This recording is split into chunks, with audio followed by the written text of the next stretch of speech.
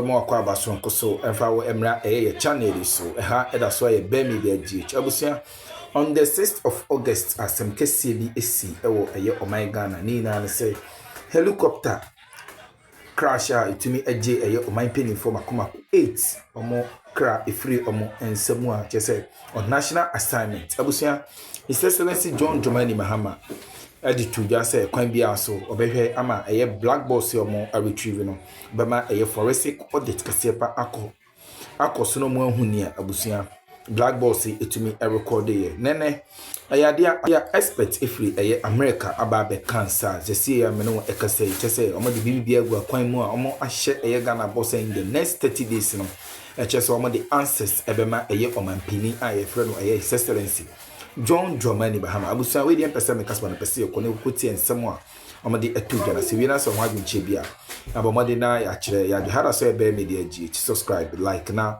bo abon notification bell so for more podcast updates inti se amade tuga na sisia me da se to take cognizance of the fact that many helicopter crashes, let me put it that way, majority of them are pilot error related errors, so we need to also be able to get down to the bottom of it. If we need to upgrade maybe knowledge levels and other things, so that transparency is required for us to get to the bottom of it. And it is in the right direction. The president is handling this like he has done many other things the right way. We don't need to beat about the bush. It will also bring to rest the issues of conspiracy. This is what is happening. This is what this one has done. Who should have been on it? Who is not on it? The independence of that investigation, eventually when the report is made available, will bring matters to the rest. And then more importantly, and as I said, I want the outcome of this investigation to be managed in such a way that those families who have taken a direct hit from this crash don't have a all-over experience again. Those of us who have lost very dear people, we can find closure. We shouldn't let it happen like most of the things were occurring in the social media, and then people were just getting more depressed by the incident. So the nature of the committee and the board for the investigations is safeguarding all these things, and we want to commend the president and the team for this one. Larry, let me come to you. We've seen a statement from the acting defense minister, Dr. Kasiela Tuforsin. The committee is to present its report in 30 days, but how important is it to have, or is it even necessary to have periodic communications regarding the work of the committee? So I think it is. Yeah, it is very important. You know, you need to carry people along. Okay. Now, it's been how many days since this thing occurred? We really need closure, as the good professor said. And so some of these things, I mean, there's been so much speculation. Others have blamed it on, human error. There are people who have, made mention of inexperienced piloting. There are others who have also said it was the weather. Now, the presence, luckily we found the black box. And that and other, things which are very essential in such matters. So it's important that, experts get to work on this, equipment, which are, which tell a story or, tell a pattern as to what exactly, has happened. It might not be accurate, but it could just, give you a certain inclination as to what exactly happened. So it's good, but then carrying people along, it will also kill the, the speculations. Okay, that indeed, this is actually what happened. Can we wait for the committee to finish its work? Oh, you see, there's this feeling that people. Or that, people have said, if the thing is about the military wouldn't want to expose itself. Okay. Wouldn't want to expose itself. So for me, I think I'm happy about the composition of the committee, that you have the National Security Coordinator chairing. Could we have had somebody else? Sure. I think we could have had, somebody else other than him. Because at the end of the day, he's a National Security Coordinator. he might have a certain, oversight responsibility towards, let's say, implementation of the recommendation of this particular committee. So getting an outsider with an independent view and so on would have helped, to a larger extent. But only for now, you and I can't say what exactly went into the thinking, of him as, his choice. As chair of as committee. chair. There's something also that I'm picking up, or that tickled me a bit, which is that how come the manufacturers of the Zenator helicopter. Yes, the Chinese have not been handed over this particular black box. Because they manufactured it. Listen, when international relations, when you know geopolitics, the China-US, conflicts, international conflict, having the US, go into a certain, equipment manufactured by China will spark, a whole lot of, furore. Again, imagine this particular, helicopter belonged to, was manufactured by the U.S. company. Do you think bringing Chinese to giving it to Chinese to go and investigate? Listen, I think we are. But can anyone else open the black box apart from the manufacturer? Because that's what we've been told all along. I don't know. I don't know. But ordinarily, you need a manufacturer. To do, to be deeply involved in this investigation. Maybe the thinking is that giving it to the Chinese, they wouldn't want to indict themselves in the event of, a technical. They failed, because people have said that this particular Z9 has had issues, in certain countries, particularly in Africa. I think they mentioned Kenya, Uganda was mentioned somewhere, and so on. However, in the Ugandan case, what happened? In the other cases, to what happened? Were they involved? Were their reports conclusive? And so that would have helped. Some of those literature would have helped us to determine whether or not, they can do a good job. But handing over a Chinese manufactured, vehicle to the U.S., to analyze and report on. Your guess is as good as mine. Well, Doc, let me come to you on this matter. 30 days to present a report. We understand that the team that was deployed on the day of the incident will submit. No, actually, they should have submitted their report yesterday to the board that has been set up to investigate. 30 days, enough time? Well, let me say that it's nice to have the Americans join and to bring their expertise. I'm actually happy about that. I will. This issue is very, very touchy.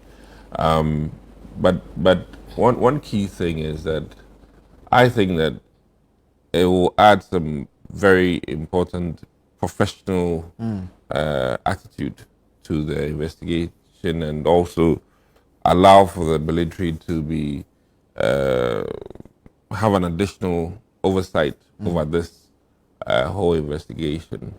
And as Prof rightly said, how many aircraft incidents do we have in this country? Very few. But the American military has a lot of Air Force experience and power. And for that matter, it makes sense that they would come in. With regards to the black box, I think that by international regulations, the entry and exit of black box, I think, is very professionally done with no regard to manufacturer, really. It's just like the FDA, whatever has gone through their labs they should be able to do the necessary investigative things. Unlike our country, most cars are tested before release. I mean, through very rigorous testing for specifications and all that. So I think they'll do a very pristine job without the geopolitics aspect. I'm very, very confident. This is something that, when it comes to airline industry, I think from even Airbus's experience, you can tell that no matter what, they go in and do the right thing. It's not about necessarily country relations. America has their reasons for probably not procuring these ones, and Africa too, we have our reasons because of our low budget arrangements. So that is as far as it gets. I mean, the market is there. You can buy either a Mercedes or a BMW or Toyota. And when you do that, investigations will be carried out with the same fashion as they'll do for Mercedes or BMW. So it's in order. But let me be a little bit political. In times past, if the MPP administration had done this, some folks would have questioned the fact that we have local expertise, and then why have we gone to bring on board the Americans? And I want to use this opportunity to... I think an issue of this nature requires everybody. I said, let me be a little bit political. No, but being political doesn't mean you shouldn't be reasonable. So I'm only, saying that I'm happy to see that the NDC administration can reach outside the shores of Ghana for expertise. And we are not making noise about it. But there's no noise to be made, is there? And that is all I need to add this morning. I said, let me be a little bit political. But not unreasonable. With all due respect, I had to put that in there. And interestingly, the likes of, I decided not to mention his name, but the current Foreign Affairs Minister, would have gone in that tangent. I saw this coming. And come up with You are just looking for all the... Yeah. So I think it's nice. This whole thing, though painful and tragic, is a very interesting experience, and we're all learning from it, so that we're measured in the way we do politics, in the things we say, and we need to be level-headed as politicians. Yeah. he's actually done the politics. I've been wondering the attempt to bring, or to equate a military. Yes, or chopper to. Yeah, I don't know if I'm using the right, the right expression, but bringing Okudzeto's advocacy. I did not mention a name. Oh, you said foreign minister. Who is the foreign minister? Pastor President. Honorable.